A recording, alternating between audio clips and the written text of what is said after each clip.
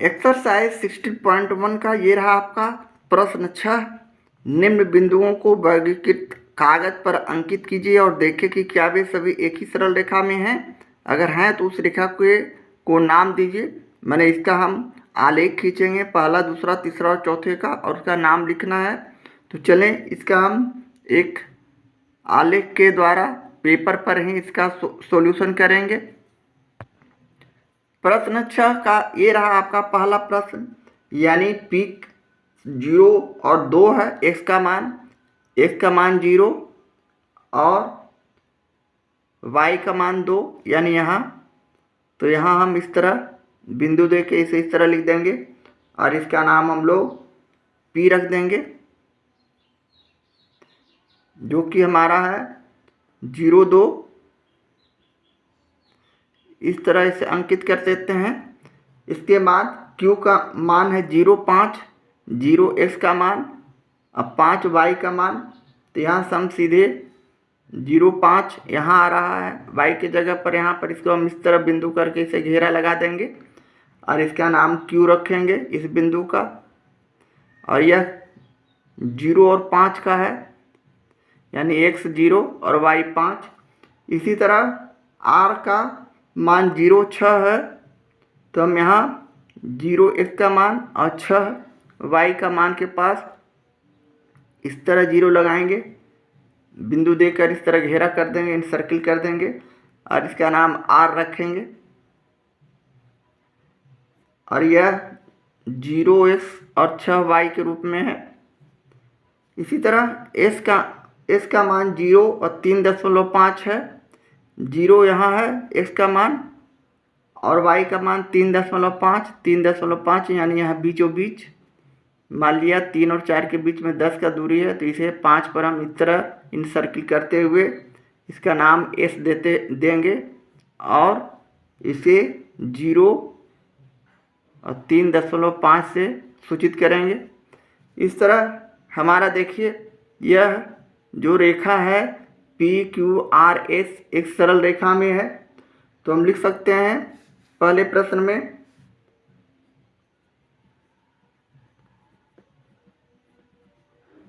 बिंदुएं PQRS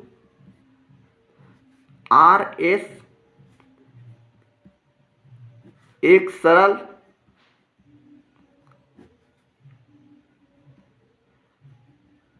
रेखा में है। इस रेखा का नाम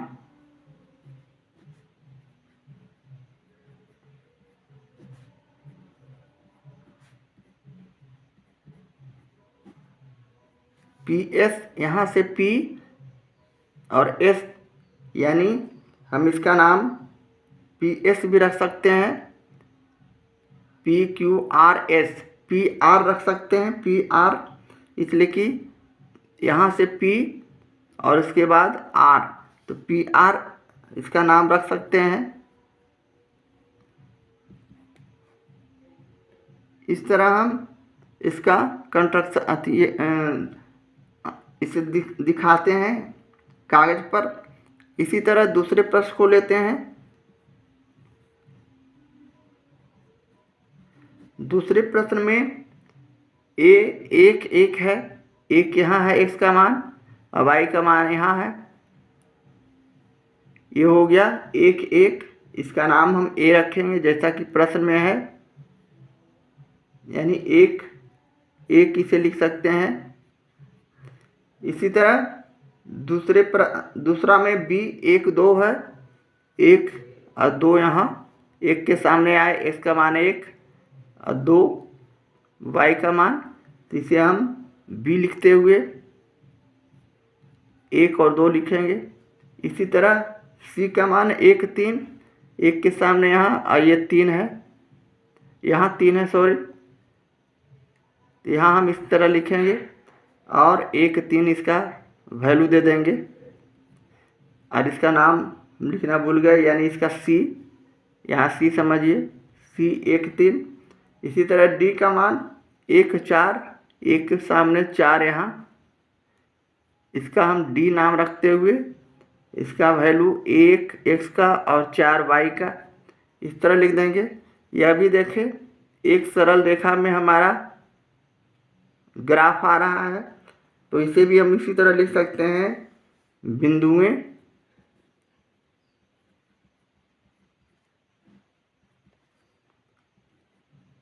ए बी सी डी एक सरल रेखा पर स्थित है। इस रेखा का नाम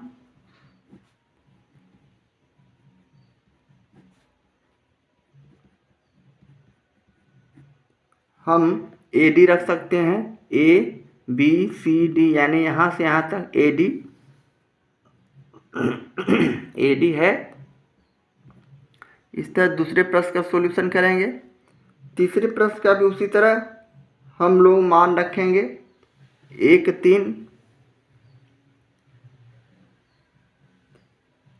इसके लिए भी एक अलग चार्ट का निर्माण करते हैं, कारण कि जगह नहीं है तो हम समझाने के लिए एक चार्ट का फिर उसी तरह निर्माण करते हैं। यानी सपोज दैट इस तरह का आलेख हमारे पास है। ये y हो गए, ये y डैश हो गए, ये x हो गए और ये x डैश हो गए। x डैश और y डैश की तरफ ऋणात्मक संख्या को लेते हैं। यहाँ 0 हो गया, ये हो गया 1, ये हो गया 2, समान भाग 3 4 5। इसी तरह 1 2 3 4 5, ये हमारा 6। एक अंक और बढ़ाते हैं। इस तरह का हमारे पास है। अब बिंदु K का मान 1 3 है, यानी x का मान 1 और y का मान 3, तो इसके सामने यहाँ y के जगह 3 के सामने हम यहाँ लिख देंगे और इसका नाम K रखते हुए इसका वैल्यू लिखेंगे 1 3। इसी तरह L का मान 2 3 है। तीसरे प्रश्न में L का मान 2 3 यानी 2 यहाँ और 3 इसके सामने, तो यहाँ तो जगह अच्छा ठीक है। इसका हम वैल्यू 1 3 इधर कर देते हैं और इसे पॉइंटेड करते हुए ये हो गया हमारा 2 3, 2 के सामने और 3 के सामने, ये हो गया K का मान और ये हो गया आपका L का मान। इसे हम L 2 3 लिख सकते हैं साइड में। इसी तरह अगला है M 3 3, यहाँ 3 है और 3 के सामने हम यहाँ पॉइंटेड करेंगे और इसका नाम हम रखेंगे, यहाँ हटाइए, यहाँ K कर देते हैं समझने के लिए। ये बिंदु K है, ये बिंदु L है और ये बिंदु जो हम रख रहे हैं इसका मान 3 3 है। 3 यहाँ से और y का मान 3, इसका नाम हम M 3 3 रखेंगे। इसी तरह N का मान, x का मान 4 और y का मान 3, 3 के सामने हिलाना है। इसे हम N नाम रखते हुए इसका वैल्यू 4 3 करेंगे, यानी x का मान 4 और y का मान 3। अब यहाँ भी देखना है कि क्या यह एक रेखा बनाता है, तो यह भी देखिए सभी को मिलाने पर हमारा एक रेखा का निर्माण हो रहा है। तो यहाँ भी हम लिख सकते हैं तीसरे प्रश्न का सॉल्यूशन, बिंदुएं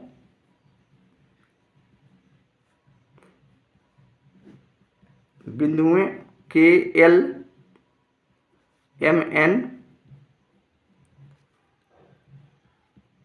एक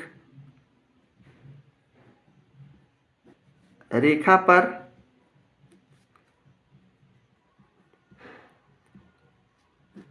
स्थित हैं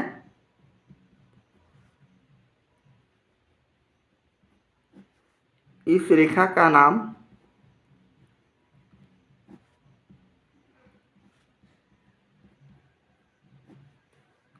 के एन रख देंगे। के से लेकर एन तक, तो के एन हो गए। और ये सब हमारा सॉल्यूशन हो रहा है, ये सब सॉल्यूशन है हमारा। इसे आंसर शीट पर लिख सकते हैं। तीसरे के बाद चौथे प्रश्न में हम लोग चल रहे हैं। चौथे प्रश्न के लिए भी एक हम लोग आलेख का निर्माण कर लेते हैं। यहाँ 0, 1, 2, 3, 4, 5 और x, यहाँ x डैश। इसी तरह y के लिए 1, 2, 3, 4, 5 और एक 6। और ये y डैश इसको समझना है, y समझना है, सॉरी। और नीचे y डैश हो गया। अब हम लोग मान रखेंगे चौथे प्रश्न में। चौथे प्रश्न के अनुसार हमारा w का मान 2 और 6 है। w का मान 2, यहाँ x का वैल्यू 2 और y का वैल्यू 6। तो इसके y के सामने 6 हमारा यहाँ आ रहा है। हम यहाँ इसे पॉइंटेड करते हुए इसे हम दर्शा देंगे y 2 और 6। इसी तरह x का मान 3, 5, x यहाँ है 3 के जगह, और y का मान 5 है। तो हम इसे यहाँ सामने आते हुए यहाँ रखेंगे और पॉइंटेड करते हुए इसका नाम हम रखेंगे x, जो कि 3x है, और y 5 है। इसके बाद y का मान 5, 3 है, 5 यहाँ है x के जगह, और 3 हमारा यहाँ है। तो 5 के सामने हम 3 पर यहाँ पॉइंटेड करेंगे, सामने यहाँ पॉइंटेड करेंगे 3 के सामने। इसका वैल्यू हम wx और y लिखते हुए हम इसे 5, 3 करेंगे। इसी तरह अगला प्रश्न है z, जो 6, 2 है। यहाँ x का वैल्यू हमने 6 नहीं रखा है, तो एक 6 बना देते हैं। 6 और 2, 2 यहाँ हो गया y के जगह, और इसका नाम हम z रखकर इस तरह 6, 2 कर देंगे। और इसे अब हम जांचेंगे कि क्या यह एक रेखा बनाता है। तो हम इस पर रेखा खींचते हैं, तो एक सरल रेखा में हमारा ग्राफ आता है। तो हम इसे उसी तरह लिख सकते हैं, बिंदुएं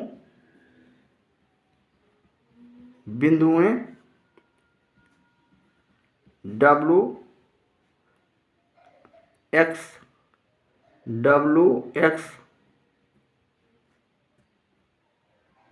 yz एक रेखा है।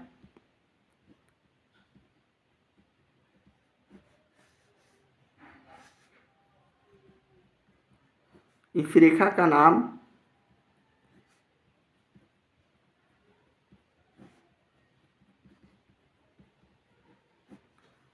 yz है, सिर्फ लिख देंगे, और यही हमारा सॉल्यूशन हो गया। इस तरह हम किसी भी चार्ट के द्वारा हम ज्ञात कर सकते हैं